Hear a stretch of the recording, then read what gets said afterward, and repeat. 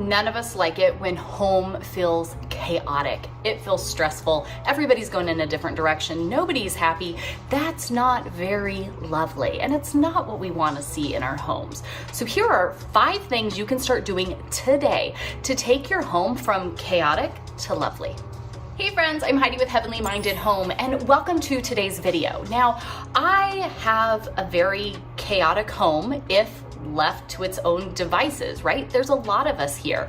We're in ministry full time. We work from home. We homeschool. We homestead. There's a lot of moving pieces. And yet, in all of the seeming chaos, we have found a way to turn our home to really just a lovely atmosphere that we all love being in and spending our time in. And we want to seek to find that peace and comfort and togetherness here of our family. And I love sharing about those things. And it's always interesting when I get comments back like, oh, well, you must live alone, right? Nobody else. It must just be that our kids are perfect. My husband and I are perfect. Like everything is just so simple. And that's why, we can say those things. And really, that's not the case. The case is that I want to have a lovely home. I want to have a home and an atmosphere that we all want to be in, that we can really thrive in, and one that's chaotic and stressful and miserable is not one that we want to have in our home. And so I've really tried to be intentional about these 5 things. And when we stick to this, we see that chaos go away and the lovely really start to abound here in our home. And so regardless of where you're at and what's going on, these are 5 things that you can absolutely start implementing today, and you're going to see those results. You're going to see the chaos subside and the lovely really take over. So number 1, what should you do? I think this is the most important to remember when trying to banish the chaos. The most important thing that I think we need to remember is we cannot control anyone else. We can only control us. And so when you have this kind of just atmosphere in your home of chaos or stress, frustration, bickering, whether it's between the kids or maybe it's you and your husband or whatever the situation might be, you can't control anyone else. You can only control you. And so if you start to make a change to your attitude, you're going to see that impact and affect the attitude of your family members. And I think that's something that's so important to remember is, I get it. Life is difficult. We run into things. We have our struggles. We have our reasons for the chaos. But if we want the attitude of our home to be one that is calmer, more graceful, more forgiving, more whatever, right? Whatever it is that is missing in your home that you're like, man, we really need to adjust that. It needs to start with you. And so when implementing these changes, it's not about going around and telling everyone, hey, you're gonna talk like this and treat others like this. And it's not necessarily going and trying to throw all of these changes at those in our home around us, but to lead by example and to be the ones to start saying, you know what? I'm gonna have some self-discipline. I'm going to work on myself and be kinder with my words, more encouraging, more uplifting, a little bit calmer, not so stressed out. Your attitude is going to make a big difference in the impact that it has on just that atmosphere of your home and the way that the others will start to follow. And we have to be that lead if we want to see these changes. The second thing that is so important if you want to just kick the chaos from your home is to clear the clutter. It is amazing what simplifying, minimizing, clearing out that physical clutter and chaos really starts to impact the internal clutter and chaos that you're dealing with.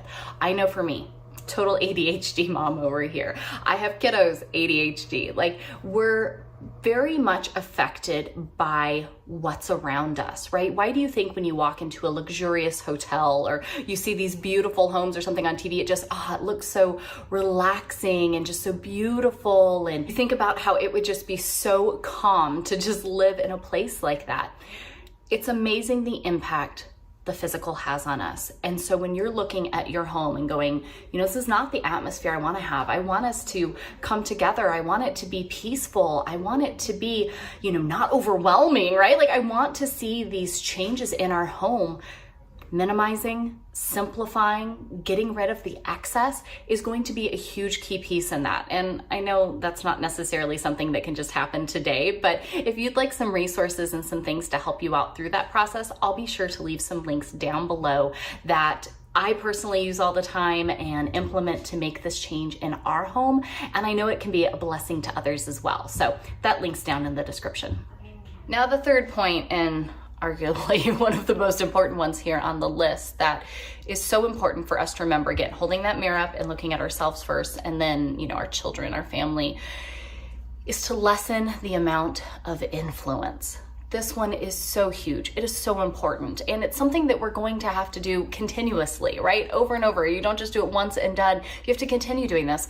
My husband and I were just talking about how we need to be doing this in our own home. So I get it. It happens. Things creep in. But so many times when we're starting to see just attitudes, discontent, and bickering, this atmosphere that I don't think any of us really want for our homes, a lot of times that has to do with the influence that's coming in.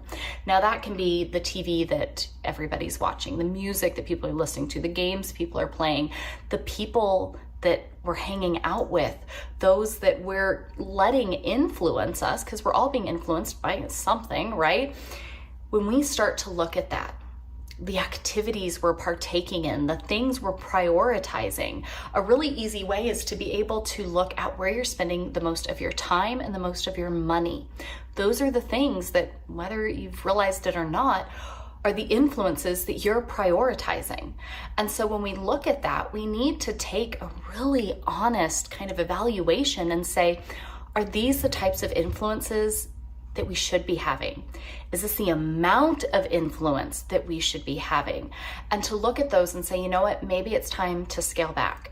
Maybe it's time to put some restrictions, right? Maybe it's time to get a little self-disciplined yourself and put the screen away. And I get it.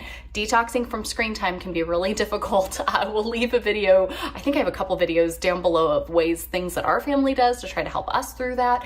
We'll leave that down below if that can be a blessing to you. But you need to lessen the influence that's coming into your home by whatever means necessary if you're going to truly create this lovely, instead of chaotic, home space and atmosphere that you want for your family.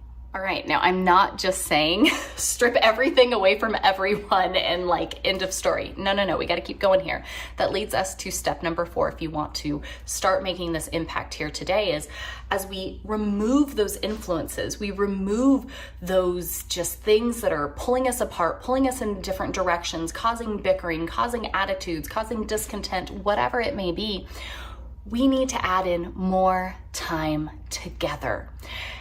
I think we have it so backwards in our society today, and I could talk about this all day long, but the family unit spends more time separated than it does together. And then we wonder why our families are falling apart. We wonder why marriages are so strained. We wonder why most parents think their kids are brats and they can't wait to ship them off for the day because their kids drive them nuts. We don't prioritize our time together. We don't build up those strong relationships. And I get that it can be difficult. If your family is really strained and these things all seem very just out of the ordinary for you, it can take a little bit of time to build this here. But I think it's so important that we make a intentional focus on our time together to say, hey, as much time as we can, I want us to be together. Not everybody going off in a different direction, going off on their different playing field, but everybody together. What are things that we can do, right? What are interests of your children that you can start to pay attention to and learn about? What are activities that you can do together? This doesn't have to be extravagant, right? It can be going for a walk in the evening. It could be playing board games together or getting interested in a hobby or something that we can all do together. Now, you might have to, stretch a little bit, right? Maybe it's not what your first choice would be, but that's not the point. The point is, what is something that we all can find mutual interest in, that we all can get involved with and keep doing. Sometimes you got to keep trying it a few times before you kind of get everybody on board. But it's so important, I think, that we start to put that focus and say, I want more time together. I want to get creative. I want to explore. I want to question. I want to have conversations and be that safe space for our family that we all look forward to coming together and being with one another versus always splitting off in a different direction.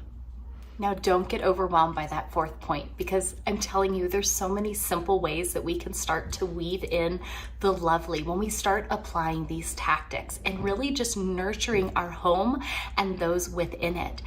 And a great way to do this, right? It's one of the most tried and true, works across all cultures, all generations. It makes such a big impact. And that is to prioritize meals together.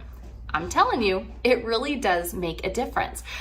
Making them lovely, slowing them down, being together, gathering around the table, literally coming together is such a special thing that we can do to help just create this atmosphere of lovely. It's not chaotic, we're not all on the run, it's not stressful, it's not anything like that. It can be ridiculously simple. Taking a couple minutes to do something like maybe it's, pulling out the nice glassware or putting, for me, I love collecting vintage china and being able to set that out on the table. It just feels so nice. Sometimes it's putting out a tray with some, cheeses or something as an appetizer. I don't know, something about it just feels lovely, and kind of, turning on some soft music or something like that to kind of just invite everybody to come around. I think most of us think of, holidays or something. We think of a beautiful table spread and a lovely meal and, kind of all of that nostalgia of gathering, but we can create that in our home every day. Now, most of our meals are very simple. A lot of times we eat a carnivore diet, so it's pretty boring, honestly, if you look at the foods we eat on the norm, but we all gather. We all sit down, we do some sort of, dessert or treat afterwards, just something that feels lovely, that everybody will pile in here at the table, come together and sit around and eat and chat and share, maybe play a game, do something. And it's such a great anchor point for the day to all gather. And so when we're trying to remove the chaotic, remove the stress, remove the bickering and all the points that we just don't want our homes filled with, and to create this atmosphere where we love being at home, we love gathering together, we love being with one another and strengthening our relationships, and gathering around the table for a meal is always a great way to help grow that. So friends, I hope these 5 things can be something that you can start implementing today, that you can start working through so that you can kick the chaos from your home and start to build up that lovely atmosphere that you just love being in, and to grow those relationships with your family, and to just build up that space, that atmosphere that everybody wants to be in. They find peace and comfort in that. That's something worth investing in, and I hope that these truly can be things that help you here today. Now, a little extra dose of loveliness for you. I have some free resources I've put together that I truly believe can be a blessing to you in your home, and so let me go ahead and leave you some info on that. Otherwise, we'll see you all in the next video. Bye, friends!